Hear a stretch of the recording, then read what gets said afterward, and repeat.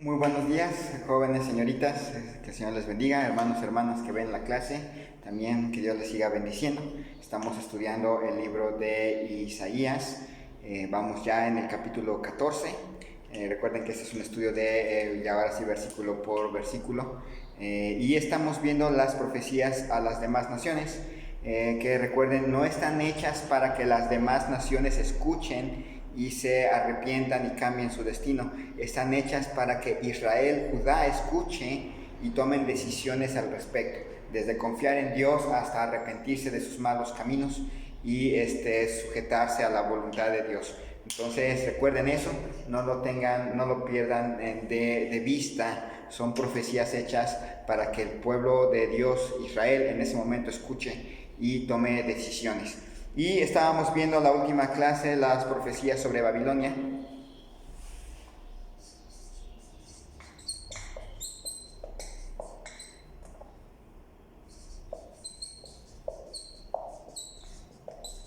Y el día de hoy vamos a continuar con ese mismo tema, pensando un poco en la compasión de Dios por Israel.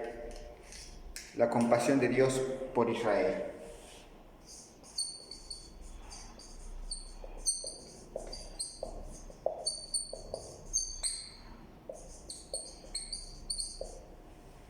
Ahí en el capítulo 14, versículos 1 y 2. Y vamos a orar. Señor y Dios, te doy gracias en esta mañana por la vida que nos concedes. Gracias, Señor, porque has sido bueno y misericordioso con nosotros. Te pido, Padre, que tú hables a nuestros corazones, que tú transformes nuestras vidas, que nos hagas meditar, Señor, en tu palabra, conocerte más, tomar acciones, rendirnos diariamente en ese sentido a ti, a tu voluntad, estar pegados a ti, reconociendo nuestra necesidad de que Cristo viva en nosotros y que ya no vivamos nosotros. Bendice este estudio de tu palabra, que sea provechoso, que tu palabra llegue a nuestro corazón y nos transforme. Gracias, Señor, te damos por todas las bendiciones que tú nos has dado, y te pido esto en el nombre de Cristo Jesús. Amén. Muy bien, vamos ahí a Isaías capítulo 14, versículos 1 y 2. Isaías 14, versículos 1 y 2 dice así: porque Jehová tendrá piedad de Jacob y todavía escogerá a Israel y lo hará reposar en su tierra, y a ellos se unirán extranjeros y se juntarán a la familia de Jacob, y los tomarán los pueblos y los traerán a su lugar, y la casa de Dios de Israel los poseerá por siervos y criadas en la tierra de Jehová, y cautivarán a los que los cautivaron, y señorearán sobre los que los oprimieron. La destrucción de las demás naciones debía de mostrar a los israelitas, demostrarles a los israelitas que Dios todavía estaba actuando a su favor. Dice, porque Jehová tendrá piedad de Jacob y todavía escogerá a Israel y lo hará reposar en su tierra, y a ellos se unirán extranjeros y se juntarán a la familia de Jacob. Dios volvería a tener piedad de Jacob. Dios volvería a escogerlos para hacerlos reposar en la tierra prometida que les había asignado.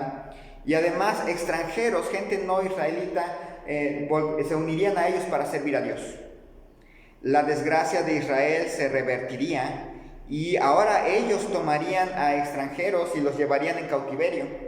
Y los extranjeros servirían a los israelitas, así como en algún momento los israelitas sirvieron a los extranjeros. Dios estaba prometiéndole a Israel la restauración.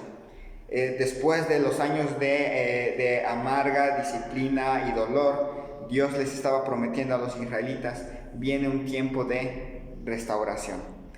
Y luego después empieza a hablar hacia el rey de Babilonia, o a Babilonia.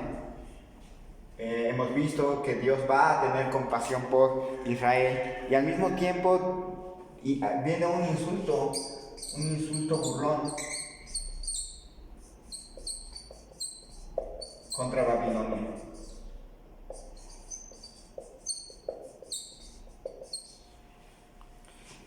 Dice versículos 3 y versículo 4, la primera parte: y en el día que Jehová te dé reposo de tu trabajo y de tu temor y de la dura servidumbre en que te hicieron servir, pronunciarás este proverbio contra el rey de Babilonia y dirás. Se registra una burla en forma de un canto en el cual la gente va a expresar su alegría por la muerte del rey de Babilonia que quedaría abatido. Aunque en nuestro pasaje, en nuestra versión Reina Valera 60, parece como una prosa, en realidad es como si fuera, debería de estar escrito como si fuera un salmo, porque es un canto. Dice, y en el día que Jehová te dé reposo de tu trabajo y de tu temor y de la dura servidumbre en que te hicieron servir, pronunciarás este proverbio contra el rey de Babilonia y dirás. Y entonces viene el canto. Y dice, pronunciarás este cántico contra el rey de Babilonia. ¿Quién es este rey? Es una buena pregunta. ¿Quién es este rey? Desde Tertuliano, un padre de la iglesia, en el siglo II, ustedes saben, siglo II, del año 100 hasta el año 199, en ese siglo, a partir de él y de la época de Gregorio el Grande,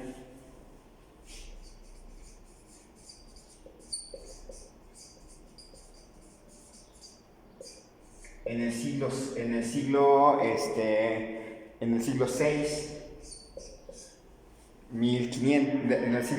el año 500 al año 599, estamos hablando ya de la era cristiana.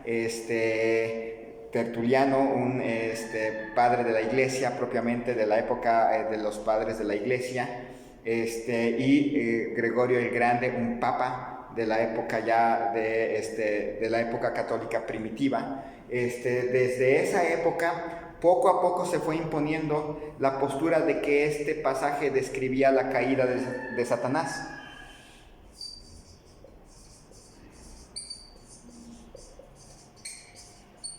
Y que este rey al que se refiere el capítulo 14 es un rey propiamente es Satanás. Entonces, desde ese entonces, versículos 12 al 14 apoyan esta idea. ¿Cómo caíste del cielo, oh lucero, hijo de la mañana? Cortado fuiste por tierra, tú que debilitabas a las naciones. Tú que decías en tu corazón, subiré al cielo, en lo alto, junto a las estrellas de Dios. Levantaré mi trono y en el monte del testimonio me sentaré a los lados del norte. Sobre las alturas de las nubes subiré y seré semejante al Altísimo. Estos pasajes, estos versículos nos apoyan esta idea de que el rey al que se menciona en el capítulo 14 es Satanás. Aunque el resto del pasaje, el resto del capítulo no. El resto del capítulo no lo apoya, no apoya la idea, pero sí por lo menos estos tres versículos lo hacen. Entonces, antes del siglo II, las interpretaciones que hay de este pasaje no incluyen esa idea. A partir del siglo II y con Tertuliano empieza a forjarse la idea y ya queda ya bien claro, bien establecida esta idea, esta forma de interpretar el pasaje a partir del siglo VI con Gregorio el Grande. Entonces es una interpretación muy antigua, pero no es la interpretación que siempre se le dio a este pasaje hasta esta época. Entonces esta es una forma de interpretar el pasaje, que el rey mencionado aquí en el capítulo 14 es Satanás. Otros personajes dicen que el rey al que se refiere es Sennacherib. Déjenme anotarlo para dejarlo ahí. Unos interpretan con que el rey es Satanás. Otros dicen que es Sennacherib, que por cierto no es en sí es rey de Babilonia porque la ocupó. Pero dice Isaías capítulo 37, versículos 21 al 29. Isaías 37, versículos 21 al 29. Entonces Isaías, hijo de Amós, envió a decir a Ezequías: así ha dicho Jehová, Dios de Israel, acerca de lo que me rogaste sobre Sennacherib, rey de Asiria. Estas son las palabras que Jehová habló contra él. La Virgen, hija de Sión, te menosprecia, te escarnece, detrás de ti mueve su cabeza la hija de Jerusalén. ¿A quién vituperaste y a quién blasfemaste? ¿Contra quién has alzado tu voz y levantado tus ojos en alto? Contra el Santo de Israel. Por tanto, por mano de tus siervos has vituperado al Señor, y dijiste: con la multitud de mis carros subiré a las alturas de los montes, a las laderas del Líbano. Cortaré sus altos cedros, sus cipreses escogidos, llegaré hasta sus más elevadas cumbres, al bosque de sus feroces campos. Yo cavé y bebí las aguas, y con las pisadas de mis pies secaré todos los ríos de Egipto. ¿No has oído decir que desde tiempos antiguos yo lo hice, que desde los días de la antigüedad lo tengo ideado? Y ahora lo he hecho venir. Y tú serás para reducir las ciudades fortificadas a montes de escombros. Sus moradores fueron de corto poder, fueron acobardados y confusos, fueron como hierba del campo y hortaliza verde, como heno de los terrados que antes de sazón se seca. He conocido tu condición, tu salida y tu entrada y tu furor contra mí, porque contra mí te airaste y tu arrogancia ha subido a mis oídos. Pondré pues mi garfío en tu nariz y mi freno en tus labios, y te haré volver por el camino por donde viniste. Hay paralelismos importantes entre este pasaje que acabo de leer y el capítulo 14. Por ejemplo, Sennacherib era rey de Babilonia y rey de Asiria, puesto que Babilonia estaba ligada a Asiria por un pacto de vasallaje. Entonces, aunque no era el rey propiamente de Babilonia, el hecho de que Babilonia perteneciera a Asiria lo hacía a Sennacherib rey de Babilonia. Nínive por muchos años fue capital política de Asiria, mientras que Babilonia era la capital cultural del imperio. Los mismos reyes asirios se llamaban a sí mismos reyes de Babilonia desde el reinado de Tiglat-Pileser II. Y a la muerte de Sargón II hubo una serie de rebeliones que llevó finalmente a Sennacherib a invadir la ciudad y destruirla, aunque sería reedificada por su hijo, el hijo de Sennacherib, Esaradón. El asesinato de Sennacherib en el año 581 a.C. trajo mucha alegría y descanso a las naciones circunvecinas. Entonces, algunos piensan que el pasaje, muchos pensamos que el pasaje, o piensan que el pasaje tiene que ver con Satanás y que el rey identificado aquí es Satanás, pero no fue una interpretación estable hasta a partir del siglo II después de Cristo. Y otros piensan que el rey aquí descrito es Sennacherib, que también era rey de Babilonia y que su muerte produjo alegría y gozo en toda la región circunvecina. ¿Cuál interpretación agarramos? Pues hay que recordar, pueden estar las dos combinadas. Puede referirse literalmente al rey Sennacherib y mostrarnos figuradamente lo que fue la caída de Satanás, usando a este rey arrogante como un ejemplo de lo que Satanás hizo en su momento. Entonces puede ser esas dos interpretaciones y no estaríamos violando ni la literalidad del pasaje ni lo que podemos saber acerca de la doctrina, lo que creemos en cuanto a la doctrina de Satanás al respecto. Entonces más o menos así podríamos explicar este pasaje. Y bueno, dice ahí versículos 4b hasta el 8, ahí regresando a Isaías capítulo 14, Isaías 14, versículos 4b al 8. ¿Cómo paró el opresor? ¿Cómo acabó la ciudad codiciosa de oro? Quebrantó Jehová el báculo de los impíos, el cetro de los señores. El que hería a los pueblos con furor, con llaga permanente, el que se enseñoreaba de las naciones con ira y las perseguía con crueldad. Toda la tierra está en reposo y en paz, se cantaron alabanzas. Aún los cipreses se regocijaron a causa de ti, y los cedros del Líbano, diciendo: desde que tú pereciste, no ha subido cortador contra nosotros. Dice ¿cómo paró el opresor? ¿Cómo acabó la ciudad codiciosa de oro? Quebrantó Jehová el báculo de los impíos y el cetro de los señores. El opresor, que literalmente pudiera ser Sennacherib, se detuvo, su fuerza terminó y dejó de exigir oro. El Dios del pacto rompió el báculo que sostenía a los impíos y a los señores. El Dios del pacto fue el que intervino. No fue una casualidad el asesinato de Sennacherib, no fue un error, fue una intervención divina directa para detener a este opresor. Entonces, el que sostenía a los impíos termina su poder. Él quería a los pueblos, dice, él quería a los pueblos con furor y que se enseñoreaba sobre ellos y lo hacía de una manera cruel, terminaba finalmente su existencia. Dice, él quería a los pueblos con furor, con llaga permanente, el que se enseñoreaba de las naciones con ira y las perseguía con crueldad. Toda la tierra está en reposo y en paz. Se cantaron alabanzas. Entonces finalmente terminaba la vida cruel de este personaje. Finalmente terminaba su existencia literal de este rey de Babilonia y los pueblos podían ya descansar. Dice que por eso la tierra quedaba reposada y en paz, y la gente se alegraba y cantaba, y la tranquilidad se notaba porque ahora ya los árboles no tenían temor de que alguien llegara para talarlos, para crear las herramientas de guerra. Dice, toda la tierra está en reposo y en paz, se cantaron alabanzas. Aún los cipreses se regocijaron a causa de ti, y los cedros del Líbano, diciendo, desde que tú pereciste, no ha subido cortador contra nosotros. Este rey había muerto y por primera vez la tierra descansaba, ya no había peligro de más guerras, de más intentos de conquista. De hecho, Sennacherib es el último de los grandes reyes asirios que va a desarrollar una política de guerra. A partir de la muerte de Sennacherib, la potencia asiria empieza el declive hasta su destrucción final. Entonces, ellos pueden ya descansar, pueden reposar.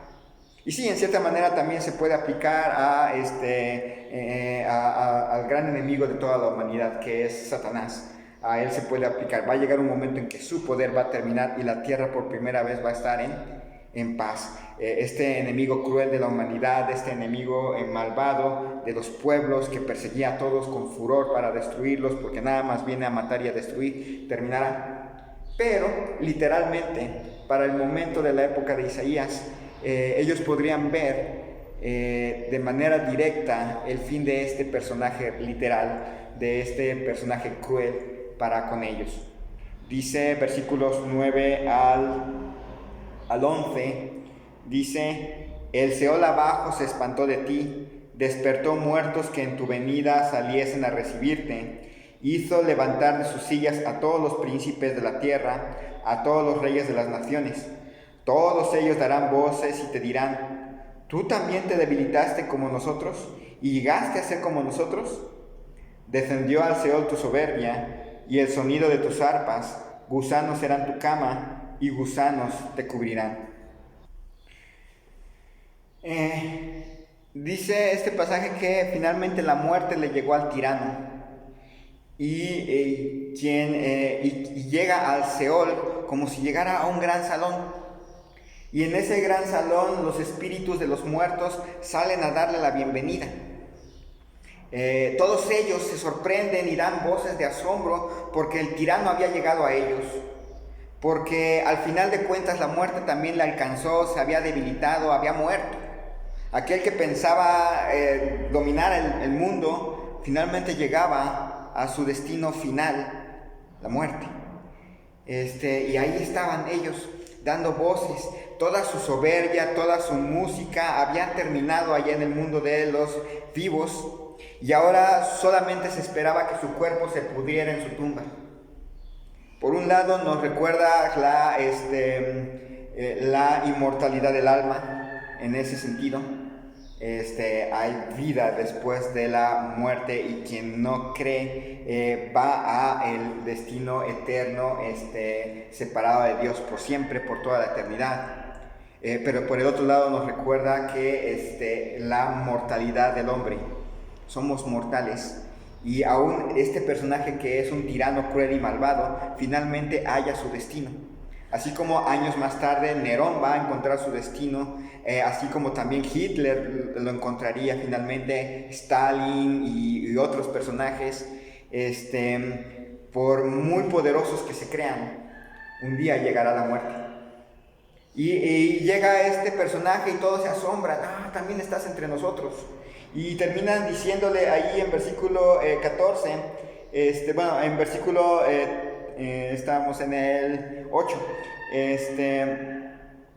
del 8 al 11. Descendió al Seol tu soberbia y el sonido de tus arpas. Gusanos serán tu cama y gusanos te cubrirán.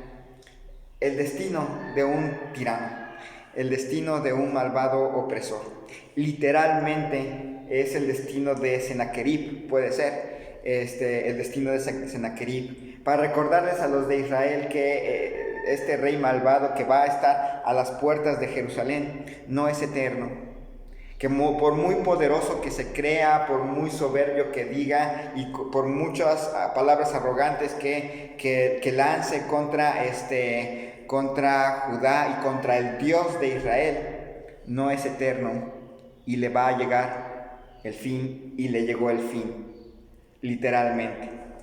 Dice versículos 12 al 15: ¿Cómo caíste del cielo, oh lucero, hijo de la mañana? Cortado fuiste por tierra, tú que debilitabas a las naciones. Tú que decías en tu corazón: subiré al cielo, en lo alto, junto a las estrellas de Dios, levantaré mi trono, y en el monte del testimonio me sentaré a los lados del norte. Sobre las alturas de las nubes subiré, y seré semejante al Altísimo. Mas tú, derribado eres hasta el Seol, y a los lados del abismo. Finalmente el tirano cayó desde lo alto, como la estrella resplandeciente de la mañana que se esfuma cuando sale el sol. Ustedes han visto Venus, que es la estrella resplandeciente de la mañana, se va desvaneciendo cuando aparece el sol, y el brillante sol, no es que se desintegre Venus, pero deja de brillar, porque no es el sol, porque no está, simplemente porque no es ni siquiera una estrella. Entonces va desapareciendo, y se va esfumando, y aquel que llega, que había conquistado a todas las naciones, finalmente le llega su turno. Aquel tirano cuya arrogancia le hizo pensar que podía subir aún más alto, e inclusive creerse Dios y poner su trono junto al trono de Dios, creerse el soberano del mundo. Aquel que pensaba tener la suprema autoridad y acabarlo con todo, finalmente le llegaría el turno. Aquel tirano que quería subir sobre lo más alto de las nubes y ser parecido a Dios con toda la autoridad, finalmente sería derribado a la tumba, a lo más profundo del abismo. Literalmente para los oidores los escuchas de Isaías, les estaba diciendo: ese tirano que va a venir y que va a poner sus tropas alrededor de Jerusalén y que va a amenazar con destruir la ciudad y va a burlarse del Dios Altísimo, un día va a caer hasta su tumba. Por más poderoso que sea, conquistando naciones, destruyendo reinos y creyéndose como que con gran brillantez y autoridad, un día simple y sencillamente, frente al Dios omnipotente, va a perecer y va a ser hundido en su tumba. Y este personaje, Sennacherib, ejemplifica mucho lo que es Satanás. Noten cómo puede ser usado como ejemplo de lo que hizo Satanás. Cómo caíste del cielo, oh lucero, hijo de la mañana. Cortado fuiste por tierra, tú que debilitabas a las naciones. Tú que decías en tu corazón: subiré al cielo, en lo alto, junto a las estrellas de Dios, levantaré mi trono, y en el monte del testimonio me sentaré a los lados del norte. Sobre las alturas de las nubes subiré, y seré semejante al Altísimo, mas tú derribado eres hasta el Seol, a los lados del abismo. Nos ejemplifica a este personaje, a nuestro gran enemigo, al gran enemigo de Dios, pero que al final de cuentas no se compara en nada con el poder y la autoridad de nuestro Dios. Dice que ejemplifica que el problema de Satanás estuvo en el corazón. Muchas veces, y después, más adelante, nuestro Señor Jesucristo va a dejar claro que el problema no son nuestros actos, el problema comienza en nuestro corazón. Cuando el corazón no ha sido cambiado por Dios, nuestros actos van a mostrar lo que somos tarde o temprano. El pecado comienza en el corazón, no comienza con los actos hechos. Para Satanás, el pecado comenzó en su corazón. Empezó a decir en su corazón que él quería ser el superior. Y dice, seré semejante al Altísimo.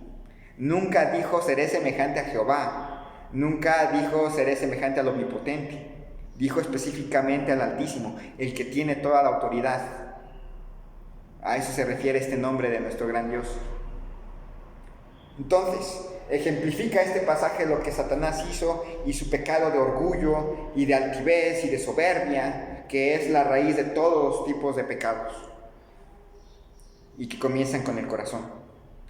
Pero literalmente este pasaje les recuerda a los de Israel, ese individuo, ese rey que se ensalza, que se cree orgullosamente el poderoso y que tiene todo el poder y la autoridad para destruir a Judá y para burlarse del Dios Altísimo, un día va a morir, va a enfrentar el juicio y simplemente su cadáver se va a pudrir. El destino del tirano. Dice versículos 16 al 21, se inclinarán hacia ti los que te vean, te contemplarán diciendo, ¿es este aquel varón que hacía temblar a la tierra, que trastornaba los reinos? Que puso el mundo como un desierto, que asoló sus ciudades, que a sus presos nunca abrió la cárcel? Todos los reyes de las naciones, todos ellos yacen con honra, cada uno en su morada, pero tú, echado eres de tu sepulcro como vástago abominable, como vestido de muertos pasados a espada, que descendieron al fondo de la sepultura, como cuerpo muerto hollado. No serás contado con ellos en la sepultura, porque tú destruiste tu tierra, mataste a tu pueblo. No será nombrada para siempre la descendencia de los malignos. Preparad sus hijos para el matadero, porque la maldad de sus padres por la maldad de sus padres, no se levanten ni posean la tierra, ni llenen de ciudades la faz del mundo. La gente quedaría asombrada por el final que tendría este tirano.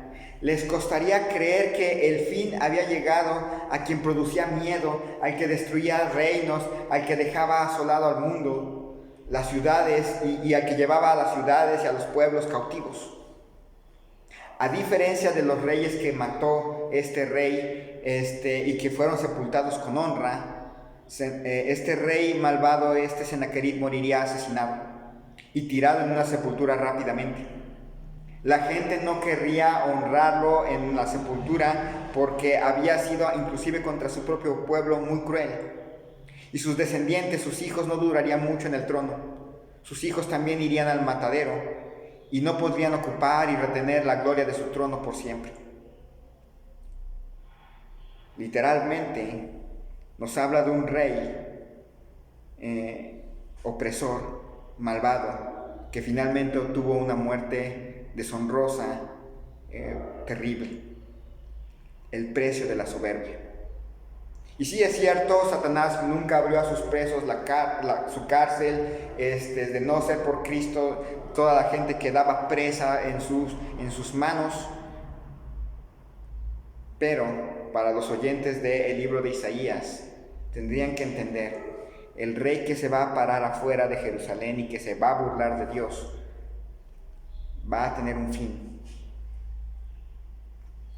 fin deshonroso, un fin no digno de un rey, un fin digno de un tirano que se enorgullece contra Dios y que habla palabras contra el Altísimo sin considerar que el Altísimo gobierne. Y con esto terminamos la clase del día de hoy. Nos queda todavía algo del pasaje del capítulo 14.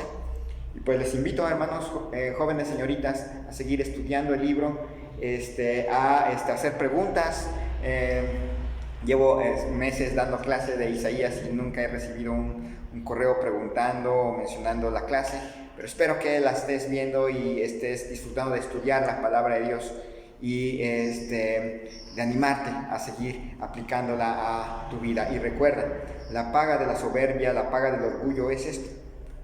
Aún los más terribles tiranos de nuestro mundo también tienen este fin.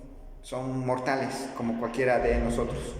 Vamos a orar. Señor y Dios, te damos gracias en esta mañana por la vida que nos concedes. Te pido, Señor, tu bendición para cada uno de nosotros. Que nos recuerdes que tenemos en ti un Dios justo, un Dios omnipotente, el Altísimo, el que realmente tiene todo bajo su control, que nada se le escapa de sus manos y que sobre todo eres bueno, amoroso, justo, santo. Ayúdanos a recordar eso, que la soberbia no ocupe parte de nuestra vida, que recordemos que dependemos de ti y que cuando miramos hacia los gobiernos de este mundo, aún los más crueles y fuertes tiranos, son mortales y son pasables, como la estrella de la mañana. Cuando sales tú, no queda nada de ellos. Bendice, Señor, a cada uno de nosotros. Te pido esto en el nombre de Cristo Jesús. Amén. Que el Señor les bendiga grandemente. A gente se ve a próxima aula.